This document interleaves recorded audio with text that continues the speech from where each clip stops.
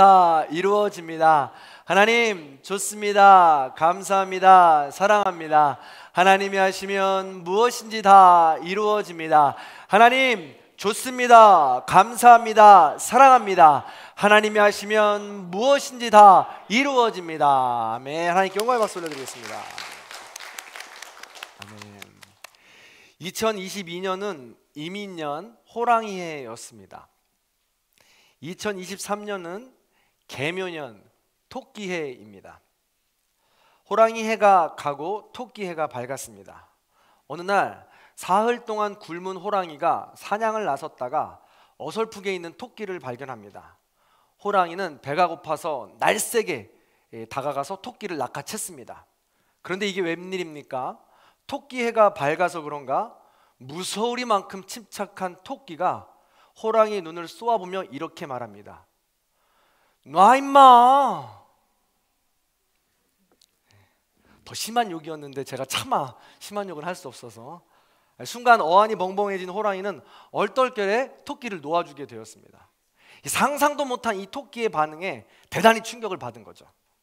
다음 날 충격에서 깨어나지 못한 채로 이 배고픔에 힘들어하던 호랑이는 또다시 먹잇감인 토끼를 발견하고 역시 찾아 나서게 되었습니다.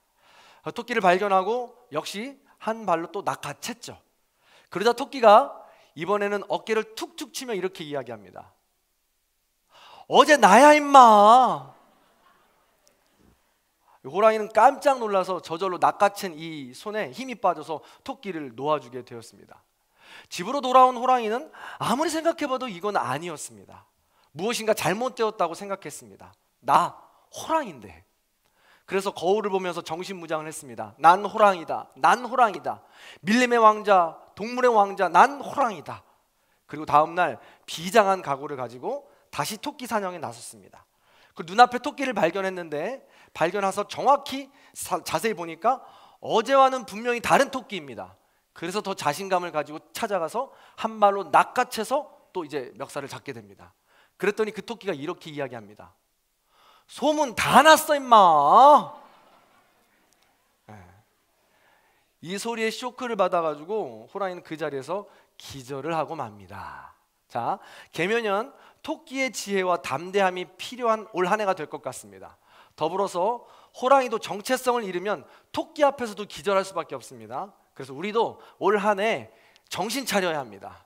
정체성, 우리가 가야 할 삶의 방향, 목적을 잘 알아야 된다는 것이죠. 그래서 늘 깨어 있어야 할 것입니다.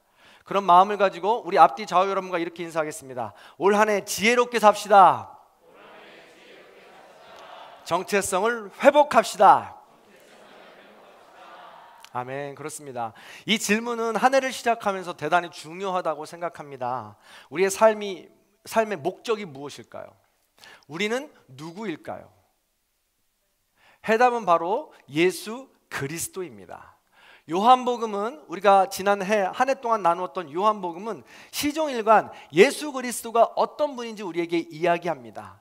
예수님은 생명의 빛, 생명의 물, 생명의 빵, 치유자, 구원자, 선한 목자, 예수님은 참 포도나무요 우리는 가지라고 요한복음은 이야기하고 있습니다. 그 예수님이 우리를 구원해 주시고 영생을 베풀어 주시기 위해 이 땅에 오셨습니다. 그 구원의 방법은 바로 끝사랑이었습니다. 이 키포인트 핵심 단어가 바로 이겁니다. 예수님의 끝사랑은 우리의 묶였던 모든 것으로부터 우리를 구원해 주십니다.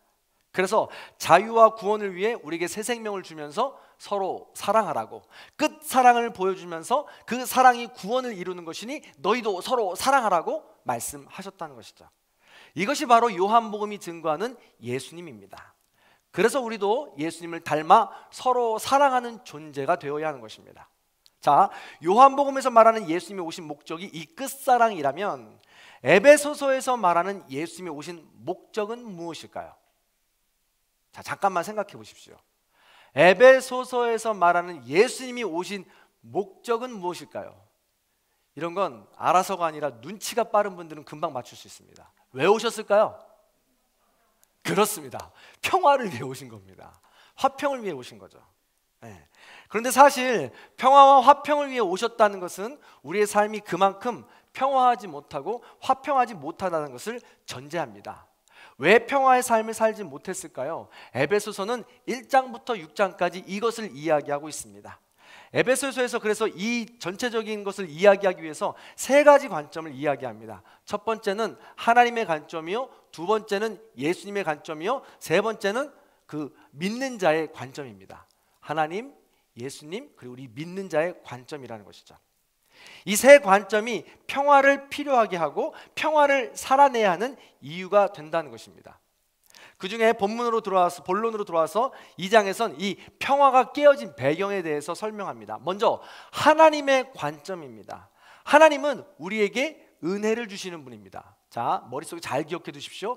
하나님은 우리에게 은혜를 주시는 분. 은혜는 받을 만한 자격이 없는데 주어지는 것이 은혜입니다. 은혜는 갚을 수 없는 것을 주는 것이 은혜입니다. 하나님은 천지를 창조하시고 우리에게 생명을 주셨습니다. 갚을 수 없는 은혜죠. 그리고 예수님의 관점이 있습니다. 하나님은 은혜를 주시는 분이에요. 예수님의 관점은 우리가 오늘의 주제니까 맨 마지막으로 넘겨두고요. 예수님의 관점은 맨 마지막으로 남겨두고 먼저 믿는 자의 관점이 무엇인가 우리가 살펴보도록 하겠습니다. 에베소서 3장 7절입니다. 함께 읽어볼까요? 읽습니다. 시작. 이 복음을 위하여 그의 능력이 역사하시는 대로 내게 주신 하나님의 은혜의 선물을 따라 내가 일꾼이 되었노라. 하나님이 은혜를 주시는 분이라면 우리는 은혜를 받은 자로서 하나님의 일꾼이 되는 겁니다. 복음을 전하는 자가 되는 것입니다. 이게 바로 믿는 자의 관점이라는 것이죠. 일꾼이라고 해서 수동적이고 피동적인 것처럼 느껴질 수 있지만 은혜 받은 자라면 자연스럽게 긍정적으로 즐거움으로 보이는 반응이 바로 이 반응인 것입니다. 자, 그렇다면 예수님의 관점, 지금 중간이 비었잖아요. 하나님의 관점, 우리 믿는 자의 관점인데 중간이 비었어요. 예수님의 관점, 이 예수님의 역할은 무엇일까요? 하나님의 은혜를 선물로 받았다면 당연히 복음의 일꾼이 되어야 하는데 그렇지 못했다는 거예요. 처음 은혜를 받은 사람들의 반응을 한번 보시기 바랍니다. 에베소서 2장 2절과 3절의 말씀입니다. 같이 한번 또 읽어볼게요. 읽습니다. 시작. 그때 너희는 그 가운데서 행하여 이 세상 풍조를 따르고 공중의 권세 잡은 자를 따랐으니 곧 지금 불순종의 아들들 가운데서 역사하는 영이라. 전에는 우리도 다 그 가운데서 그 육체의 욕심을 따라 지내며 육체와 마음에 원하는 것을 하여 다른 사람들과 이같이 본질상 진노의 자녀가 되었더라. 아멘. 베풀어 주신 은혜, 하나님이 베풀어 주신 은혜를 감사하며 살지 못하고 내 멋대로 내가 하고 싶은 대로 내 욕심대로 살았습니다. 불순종입니다. 그래서 하나님의 자녀가 아니라 본질상 진노의 자녀가 되었다는 것입니다. 불순종의 결과로 하나님과 우리는 분리가 되었습니다. 갈라서게 된 것이죠. 평화가 깨어지게 된 것입니다. 여러분, 사이가 좋은 사람은 매일 보고 싶죠. 맛있는 것도 같이 먹고 싶고 이야기도 나누고 싶죠. 그러나 서로가 화를 부르는 관계라면 보고 싶겠습니까? 만나고 싶을까요? 헤어질 수밖에 없다는 것입니다. 은혜를 모르는 배은 망덕한 인간은 하나님과 헤어질 수밖에 없었던 것입니다. 이것이 바로 평화가 깨어진 것입니다. 하나님과 평화가 깨지면 사람의 관계도 깨어지게 되어 있습니다. 관계가 깨지고 평화가 부서진 삶은 불행할 수밖에 없습니다. 불편할 수밖에 없습니다. 가정에서 여러분 어떻습니까? 가정에서 아내는 남편에게, 남편은 아내에게 은혜를 모르고 자기 욕심대로 불순종하여 보십시오. 평화가 깨지게 되어 있습니다. 그것만큼 불편하고 힘든 일이 또 어디 있겠습니까? 대화를 해야 되는데 대화가 없죠. 밥을 제대로 먹을 수 있나요? 옷을 제대로 입을 수 있나요? 애들이 제대로 양육을 받을 수 있나요? 기초적이고 기본적인 평화가 깨져서 이루 말할 수 없는 불편함을 우리는 겪게 된다는 것입니다.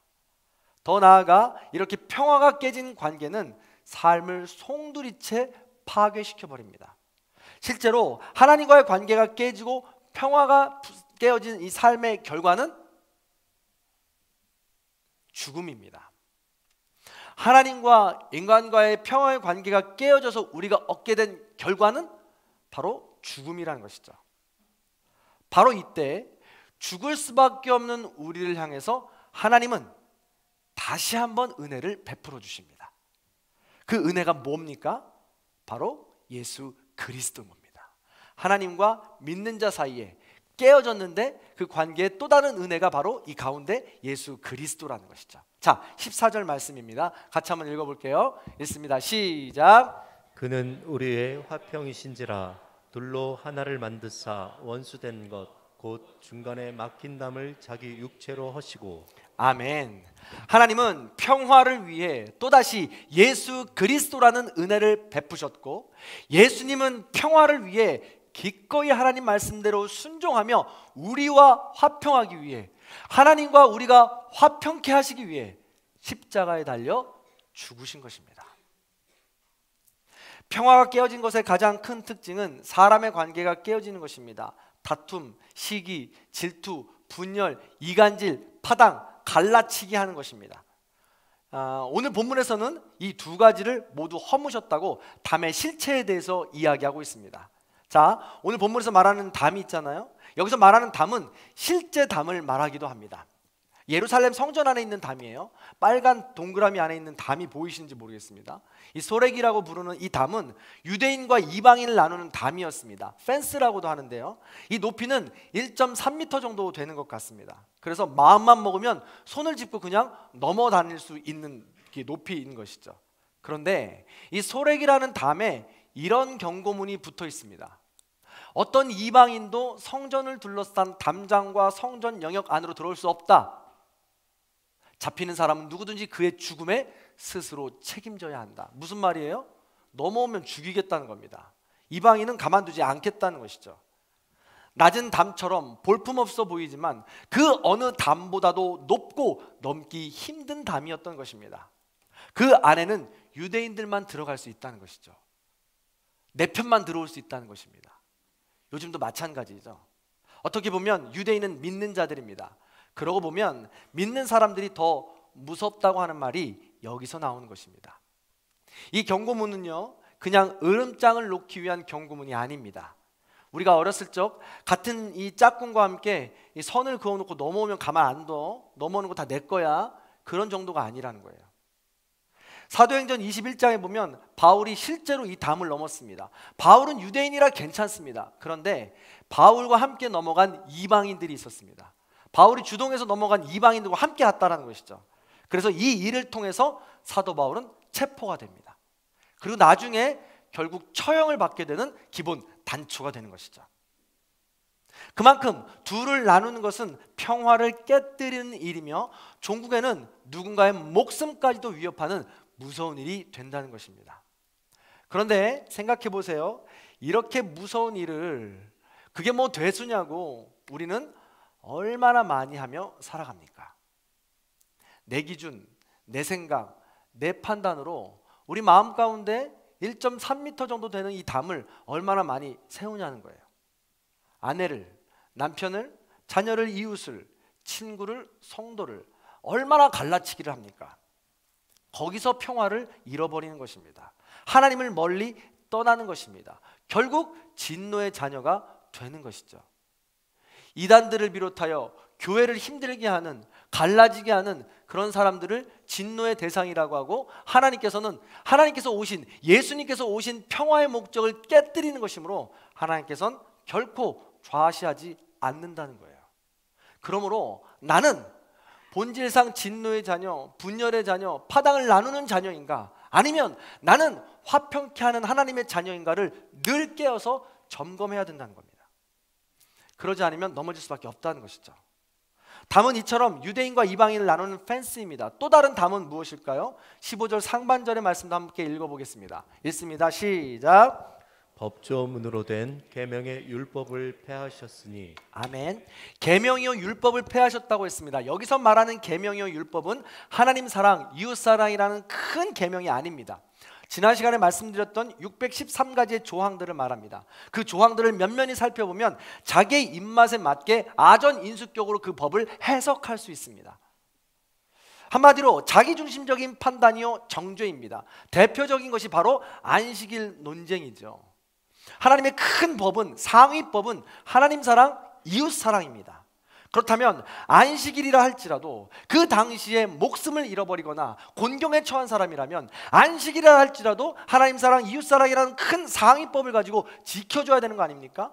예수님께서 그걸 보여준 거 아니겠습니까? 그러나 바리새인들과 율법주의자들은 그것을 갈라치게 하는 것이죠. 자신의 유익대로 자기중심적인 판단으로 그 모든 것들을 갈라치게 해버린 것입니다. 내 밥그릇을 지키기 위해서 말입니다. 그래서 타인의 생명은 멸시하고 타인과의 관계를 깨어지게 하니 당연히 거기에는 평화가 없는 것입니다. 예수님은 이런 자기중심적인 판단을 안기 위해 오셨습니다. 하나님 중심 판단으로 하나가 되는 화평을 하기 위해 오셨다는 것입니다. 자, 15절 하반절도 같이 한번 읽어볼게요. 15절 하반절입니다. 시작. 이는 이 둘로 자기 안에서 한 세 사람을 지어 화평하게 하시고. 아멘. 이방인과 유대인으로 나누어져 있는 것을 율법과 조문으로 인하여 하나님 중심과 자기 중심적인 판단으로 나누어져 있는 것을, 이것을 예수 그리스도 안에서 녹여서 하나님 중심 판단으로 세 사람으로 거듭나게 예수님께서 그 역할을 해 주셨다는 것입니다. 할렐루야. 사랑하는 성도 여러분, 다시 한번 정리해 볼게요. 예수님이 오신 목적은 요한복음에서 말씀하셨듯이 서로 사랑하라는 새 계명을 주셨습니다. 이 계명은요, 지키고 싶다고 지키고 말고 싶다고 말 수 있는 명령이 아닙니다. 반드시 지켜야 하는 계명입니다. 더불어 예수님이 오신 목적은 에베소서를 통해 말씀하듯이 화평케 하기 위해 오신 것입니다. 우리가 평화를 지키고 싶다고 지키고 말고 싶다고 말 수 있는 것이 아니라는 거예요. 반드시 우리 가운데 이루어져야 하는 하나님의 명령입니다. 서로 사랑하는 삶, 화평케 하는 삶, 이것이 바로 복음이며 우리의 삶으로 믿는 자로서 선포되어져야 되는 삶이라는 것이죠. 그래서 에베소서의 세 가지 입장을 정리해 보면, 하나님은 은혜를 주시는 분이요, 우리 믿는 자는 복음을 전하는 자이며, 예수님은 중간에 화평케 하시는 분이 되었다라는 것이죠. 이것이 그리스도인으로 이 땅을 살아가는 우리 모두의 정체성이며 삶의 목적이 되어야 하는 것입니다. 이 그림이 머릿속에 있어야 된다는 것이죠. 그래서 마태복음에서는 이것이 참 복이라고 했고, 화평케 하는 자가 될 때 우리 모두가 비로소 하나님의 자녀라고 부르심을 받을 수 있게 된다는 것입니다. 그래서 올 한 해 우리의 소망은 서로 사랑의 또 다른 이름, 화평케 하는 자로 잡은 것입니다. 자, 그런 의미에서 우리 좌우 여러분과 다시 한번 이렇게 인사하겠습니다. 화평케 하는 자, 우리가 하나님의 자녀입니다. 화평케 하는 자, 그대가 하나님의 자녀입니다. 아멘. 사랑하는 성도 여러분, 말씀을 정리하겠습니다. 올 한 해 주제의 말씀을 시작하면서 우리가 이제 내일부터 새벽 말씀을 나누면서 이 화평에 대해서 우리가 조금 더 나누도록 하겠습니다. 호랑이가 자기의 정체성을 모르면 토끼의 말 한마디에 기절하는 법입니다. 우리는 그리스도인입니다. 세상 그 어떤 누가 우리를 공격하고 우리를 비난하고 우리를 코너로 몬다 할지라도 저와 여러분은 당당한 하나님의 자녀입니다. 그리스도인입니다. 호랑이입니다. 그러므로 이 세상 소리에 우리가 주눅들 필요도 없고 세상 소리에 두려워할 필요도 없습니다. 오로지 우리가 넘어져도 다시 일어날 수 있도록 은혜를 베풀어 주시는 그 하나님만 바라보면 됩니다. 그러면서 우리는 화평케 하는 자로서 점점 단단해져 가는 겁니다. 서로 사랑하는 것으로 단단해져 가는 것이죠. 그것이 바로 우리의 생존 목적이 될 것입니다. 말세에 그리스도인이, 그렇게 호랑이 같은 그리스도인이 필요한 때가 바로 지금 이 시대라는 것입니다. 그렇다면 어떻게 하면 좋을까요? 우리 교회는 세 가지 화평의 방향과 목적을 잡았습니다. 새로 나온 주보의 뒷면을 보면 나와 있는데, 첫 번째로는 존재의 화평입니다. 신앙과 인성의 화평으로 나 자신, 가정, 교회와 일터에서 관계의 화평으로 성숙한 존재를 꿈꿉니다. 예전 같으면 교회만 열심히 나오고 새벽기도 열심히 나오고 헌금 열심히 하고 내가 모든 봉사를 열심히 하면 내가 성숙한 존재가 된 거라고 착각합니다. 아니요, 그렇지 않습니다. 정말 하나님께서 보시기에 아름답고 진정한 그리스도인은 삶과 신앙이 일치를 이루는 삶입니다. 나의 신앙의 그 모든 모습이 중요하지 않다는 거 아닙니다. 반드시 중요합니다. 그것이 우리의 삶으로 이어져서 우리의 삶으로 결과로 드러나야 되는데, 그것이 바로 사랑이요 화평이라는 거예요. 이것이 반드시 우리 삶 가운데 조화롭게 균형으로 이루어져야 된다는 것이죠. 그래서 이것을 위해서 올 한 해 우리가 몇 가지 기획하고 있는 것들이 있습니다. 3월달 정도 되면 우리가 갈등의 원인, 말하는 법, 이런 것들을 좀 배워보려고 해요. 우리가 열심히 신앙생활을 하는데 말하는 법을 몰라서 상대방을 너무 아프게 해요. 한마디로 그냥 상대방 상처 입게 합니다. 그게 뭐예요? 평화를 다 부서뜨리는 일입니다. 그래서 우리는 이런 것들 함께 꿈꾸기 위해서 존재의 화평을 우리가 캐치프레이로 삼고 우리 함께 가보려고 합니다. 두 번째로는 온 세대의 화평입니다. 우리는 다음 세대만을 신경 쓰는 것이 아니라 어른 세대와 함께 일하기 원합니다. 어른 세대가 다음 세대를 위해서 기도하고 다음 세대가 어른 세대를 존경할 수 있는 이 양 세대 간의 평화, 화평을 꿈꿉니다. 그래서 다음 주부터는 우리 어린이 부서 아이들을 축복해주는 시간을 가지려고 합니다. 그래서 우리가 예배를 시작하기 전에, 2부 예배 시작하기 전에 10분 전, 15분 전에 아이들이 먼저 이 자리에 올라오면 그 자리에서 우리가 아이들을 향해서 축복 기도를 선포해 주려고 합니다. 그리고 그 아이들이 축복을 단단히 받고 이 세상에서 자신이 호랑이라는 것을, 그리스도인이라는 것을 깨닫고 부서로 올라가는 거죠. 우리 장자 그리고 우리 어른들의 축복권이 얼마나 큰지 모릅니다. 그래서 우리 모든 어른들이, 어른 세대가 함께 축복해주는 시간을 가지려고 합니다. 그래서 참조해 주시고 축복 기도를 받기 원하는 어린이들은 조금 더 일찍 와주시고요, 축복 기도를 해주는 그 권리를 감당하고 싶은 어른 세대들도 조금 더 일찍 오셔서 함께 동참해 주시기를 간곡히 부탁드립니다. 두 번째로는 기도 세대 파트너를 구하려고 합니다. 다음 세대 아이들을, 기도가 필요한 아이들입니다. 실제로 우리 교회에 부모님이 다니지 않는 아이들도 있습니다. 그런 아이들 사실은 사각지대에 있습니다. 그래서 그 아이들과 어른 세대의 기도 파트너를 이어주려고 합니다. 그래서 온 세대의 화평으로 어른들은 그 아이들을 위하여 물심양면으로 기도해주고, 아이들은 그 어른들을 존경하는 모습을 보이면서 어른들에게 새 힘을 불어넣어줄 수 있는 그런 깊은 관계를 유지하게 되는 것이죠. 세 번째로는 안팎의 화평입니다. 국내외 그리고 국내와 해외의 선교의 지경을 넓혔으면 좋겠고, 바라기는 우리가 국내에서도 개척을 할 수 있을 만큼의 우리 교회가 되었으면 좋겠습니다. 지금 신도시들이 많이 생기는데 그 교회 개척을 하려면 우리 한국 교회에서, 이 교회 내에서 좀 공격적으로, 적극적으로, 긍정적인 방향으로 우리 개척이 필요합니다. 그래서 우리 교회가 전국 교회로 해외 교회도 건축하지만 필요한 곳곳에 우리 한국 교회도 개척할 수 있는 그런 능력을 갖추어 나가기 원합니다. 그 시작이 되기 원해요. 그래서 그 안팎의 화평을 위해서 우리가 기도하려고 하는 것입니다.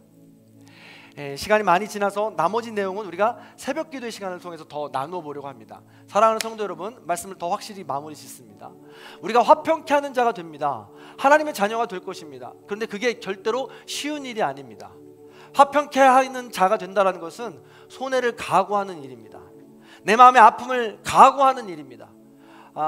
그럼에도 불구하고 우리가 그것을 해야 합니다. 왜? 우리 모두가 하나님의 자녀라는 정체성을 확인하는 길이요, 강하고 담대하게 강화시키는 단계이기 때문에 그렇습니다.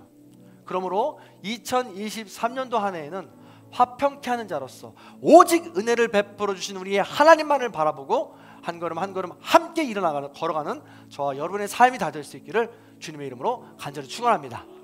그 마음을 담아서 우리 함께 찬양했으면 좋겠습니다. 하나님께서 여전히 우리에게 은혜를 베풀어 주십니다. 그 하나님만 바라보며 걸어가겠습니다. 그 마음 갖고 찬양합니다.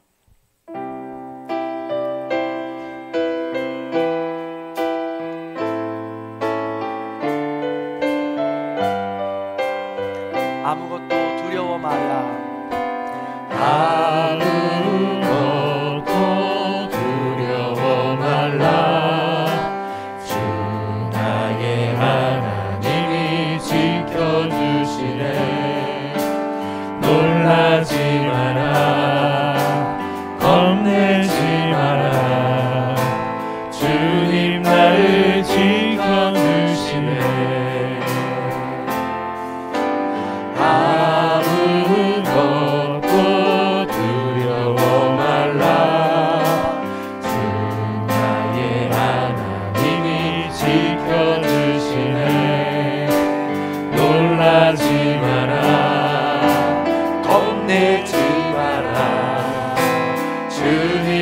나를 지켜주시네.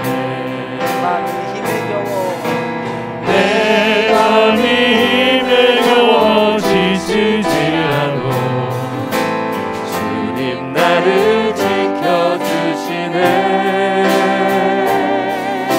세상의 험한 풍파 몰아칠 때도 주님 나를 지켜주시네.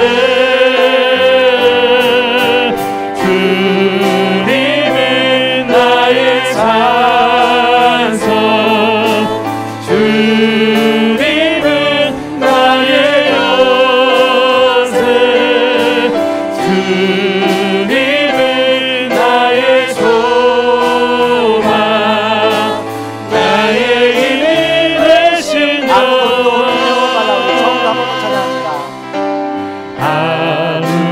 아무것도 두려워 말라. 주 나의 하나님이 지켜주시네. 놀라지 마라. 겁내지 마라. 주님 나를 지켜주시네. 아무것도 두려워 말라. 아무것도 두려워 말라. 주 나의 하나님이 지켜주시네. 놀라지 마라. 겁내지 마라. 주님 나를 가족들의 손을 잡아주고 찬양합니다. 내 마음이 힘에 겨워 내 마음이 힘에 겨워 지치지 않고 꼭 잡아줍니다. 주님 나를 지켜주시네. 세상의 험한 풍파 몰아칠 때도 주님 나를 지켜주시네. 주님은 나의 산성, 주님은 나의 요새, 주님은 나의 소망, 나의 힘이 되신 내 마음이 힘에 겨워 지칠지라도 내 마음이 힘에 겨워 지치지라도 주님 나를 지켜주시네. 세상의 험한 풍파 몰아칠 때도 주님 나를 소리로 찬양합시다.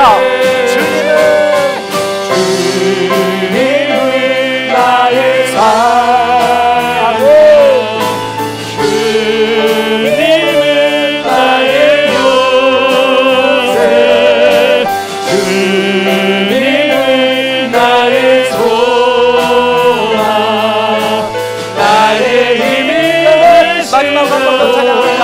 주님은 나의 산성, 주님은 나의 산성, 주님은 나의 요새,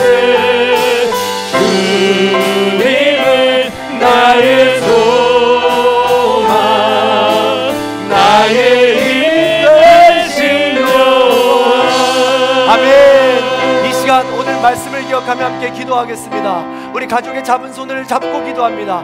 혹 가능하다면 우리 자녀들의 머리에 손을 얹고 기도합니다. 하나님, 우리 자녀가, 우리 가정이 새해에는 화평케 하는 자가 되기 원합니다. 화평케 하는 가정이 되기 원합니다. 서로 사랑하는 공동체가 되기 원합니다. 하나님의 자녀라는 정체성을 회복하기 원합니다. 하나님의 자녀답게 떳떳하고 당당하게 2023년 힘있게 살아갈 수 있도록 나를, 우리의 가정을, 우리의 교회를 붙잡아 주시옵소서. 우리 그런 마음 가지고 다 함께 합심하여 주여 한 번을 치고 기도하겠습니다.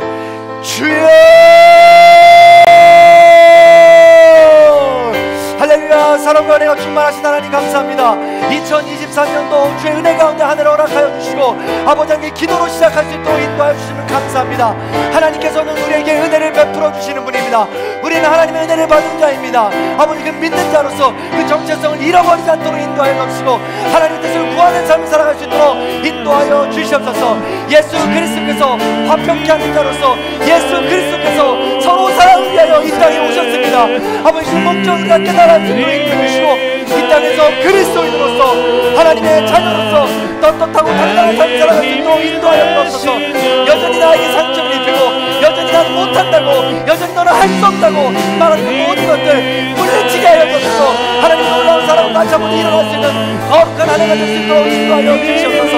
아버지 하나님 내 모든 쓴뿌리들과 내 모든 쓴 상처들 화평함을 방해하는 모든 것들 세상에 줄 수 있는 모든 평화를 방해하는 것들 예수 그리스도의 이름으로 물리치게 하여 주시고 그리스도의 보혈을 다시 한번 드리는 거룩한 삶의 인생으로 인도하여 주시옵소서. 한 번만 더 주님께 함께하여 주셔서 주님만을 바라보시고 거룩한 삶의 인생으로 인도하여 주님이여 돌아오게 하여 주시고 주님이여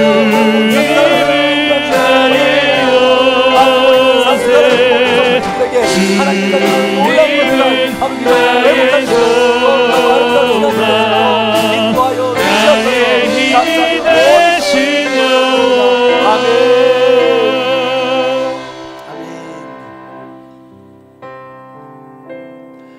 이 시간 간절한 기도를 기억하시며 잠시 조용하게 한 해를 돌아보고 다가온 한 해를 소망했으면 좋겠습니다. 하나님, 진노의 자녀로 살아가고 싶지 않습니다. 가룟 유다처럼 끝끝내 사랑하지 못하고 화평하지 못하여 어둠의 길로 간 그 길을 따라가고 싶지 않습니다. 내 마음대로 되지 못하는 내 안에 쓴 뿌리와 내 안에 가득 찬 상처들 예수 그리스도의 십자가의 그 사랑으로 화평케 해주신 십자가의 그 사랑으로 녹아지게 하시고 용기와 결단으로 하나님의 자녀로 다시 일어날 수 있도록 도와주시옵소서. 우리 그런 마음 가지고 잠시 조용히 나를 위하여 우리의 가정을 위하여 잠시 조용히 기도하겠습니다. 주님 도와주시옵소서.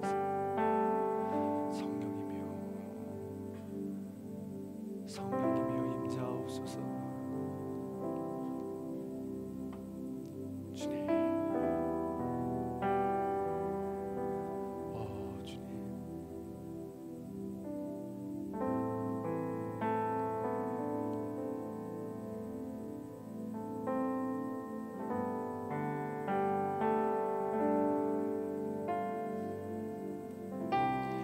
사랑과 은혜가 풍성하신 하나님, 하나님께서 우리를 너무나도 사랑하셔서 늘 은혜를 베풀어 주십니다.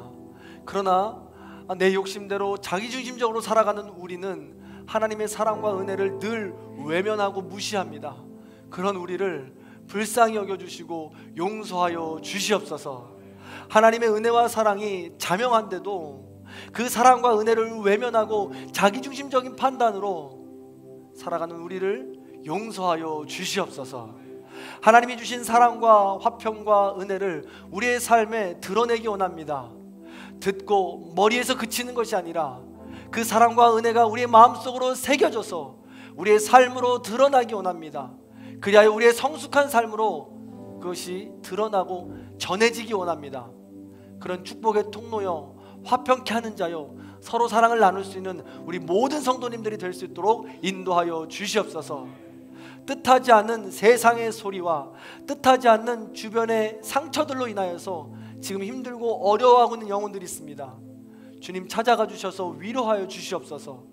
너는 할 수 없다고, 다시는 될 수 없다고 말하지만 주님은 그럼에도 불구하고 넌 괜찮다고, 넌 할 수 있다고, 넌 내 아들이라고 딸이라고 말씀하십니다. 그 위로의 말씀을 듣고 실수와 연약한 죄악 가운데 머물러 있지 않고 다시 일어나기 원합니다. 다시 화평케 하는 자로서, 그리스도인으로서, 호랑이로서 떳떳하고 당당하게 하나님의 자녀로 일어날 수 있도록 인도하여 주시옵소서. 2023년 그렇게 소망하고 결단하옵나니 우리 모든 성도님들 각자에게 찾아가 주셔서 새 힘을 얻을 수 있도록 인도하여 주옵소서. 더불어 그 한 사람 한 사람이 모여서 우리 전국교회가 화평케 하는 공동체가 되어 하나님의 자녀라는 부르심을 가지고 이 어두워져가는 세상에 빛으로 살아갈 수 있도록 인도하여 주시옵소서. 새롭게 시작되는 한 주 또한 새벽기도 등등 주님께서 지켜주시고 하나님의 영광만이 드러날 수 있는 2023년의 첫 시작이 될 수 있도록 도와주시옵소서. 지금은 우리 주 예수 그리스도의 은혜와 하나님 아버지의 극진하신 사랑과 성령님의 감화감동 교통하심의 역사가 화평케 하는 자가 되기를 결단하고 소망하며 새해를 시작하는 우리 모든 성도님들 머리 위에, 원근 각처에 흩어져 있는 자녀들과 부모님들 위에, 이 나라 이 민족 위에 이제로부터 영원토록 함께 하시기를 간절히 축원하옵나이다. 아멘.